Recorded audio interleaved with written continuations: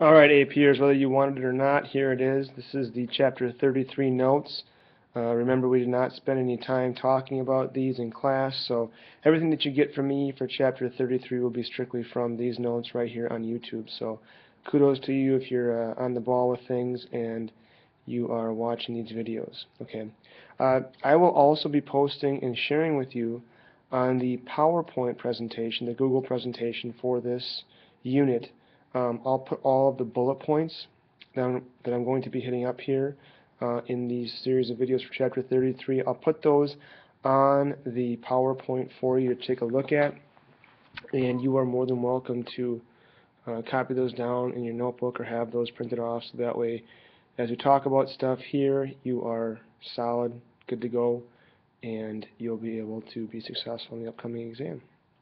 Okay, the first thing I want to talk about here, and these pretty much go along with the red section headings in the textbook, so if you're wondering about that, that's kind of where I get these bullet points from. First thing I want to talk about here is FDR, a politician in a wheelchair. 1932 was by far the worst year for the Depression, and basically Hoover was a goner when it came to his reelection status. Hoover ran for reelection saying that what he was doing was helping the situation. The Democrats nominated Franklin Delano Roosevelt, better known as FDR. In 1921, he was diagnosed with polio, and that's kind of how he was confined to a wheelchair. He was very articulate, though, and conveyed a sense of caring. His wife, Eleanor, was also active in politics. She was by far the most involved First Lady that the U.S. had ever seen by the time that she became, by the time that FDR was, after he was elected. So very important, Eleanor Roosevelt. And of course, it was kind of his distant cousin, so that's kind of disgusting. But either way, she was very good and very helpful. It was kind of like a 2-for-1 when it came to electing the Roosevelts. The next thing I want to talk about, presidential hopefuls in 1932. Basically, how they campaigned during the presidential campaign. The Democrats they tried to appeal to the common man, and of course, the happy days are here again. And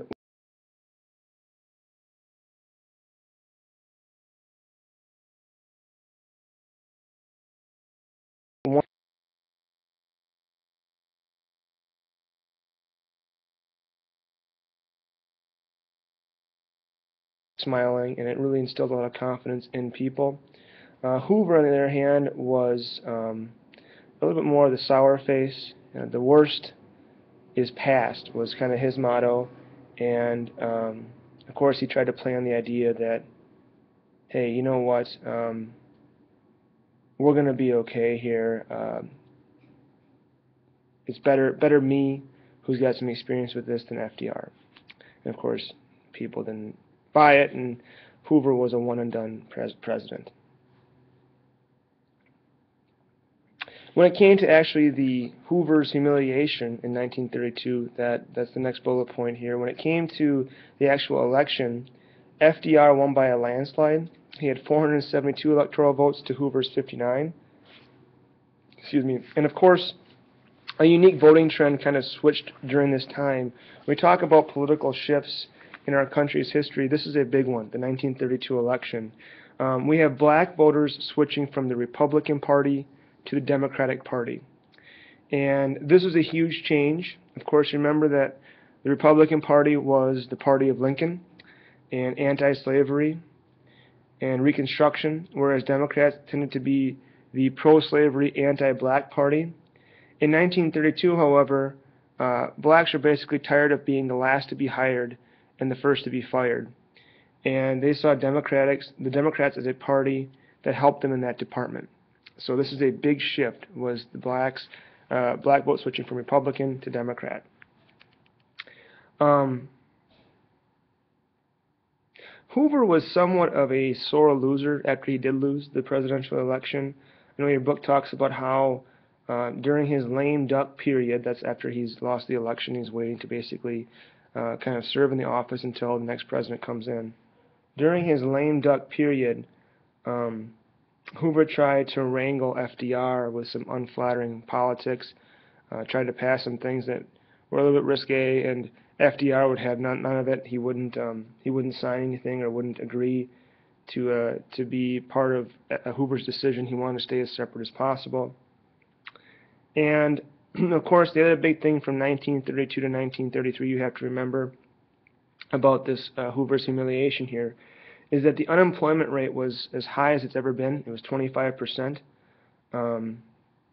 Bankruptcies were epidemic. And of course, some people thought FDR, some of the cynical opponents said that he's going to make things worse. Others said that he could emerge, and he would emerge as being a very viable candidate here who would really help things out. All right, moving right along to FDR's and the 3 R's: relief, recovery, and reform. Next bullet point. In his inaugural address, FDR famously said that the only thing we have to fear is fear itself. He, of course, was referring to the fears of spending, that basically until those got better, the bank situation was not going to get any better. And FDR really preached, he preached a couple of things here. Number one, he said that if we don't panic, we'll be okay. That was his idea. Confidence was a big thing for FDR. It was a big way for us to defeat this Great Depression. The other thing he did as soon as he got into office was he issued that bank holiday. And basically he closed the banks for 1 week to kind of stop banks from closing down and kind of get people to settle down and relax. Because otherwise people were going to the banks trying to get all their money out, and the banks ended up not having enough money to support everybody who was trying to get their money out of the banks. FDR also talked about the 3 R's of his relief. Basically, the 3 R's of his policy, they were relief, recovery, and reform. Relief was what was right now. What can we do for food and shelter for people? Recovery was for a year or so to get out of the Depression. And of course, reform was to ensure that it wouldn't happen again. So again, those 3 R's. Relief is what can we do right now? Food and shelter. Recovery was what can we do for a year or so to get us out of this depression? And then reform was what can we do to ensure that this never happens again? Remember some of the things that that FDR had in his favor. He had Congress, who was completely Democratic at this time, was controlled by Democrats. And the other thing that he had in his favor was because he had this Congress, he was able to pass a lot of things in his first 100 days. We talk about alphabet soup. Your book talks about that. That's all the TVAs, the CCCs, the WPAs, the PWAs, all of those things he passed. And this is all, of course, part of his New Deal reform. Okay, the New Deal was, of course, FDR's plan for fighting the Great Depression.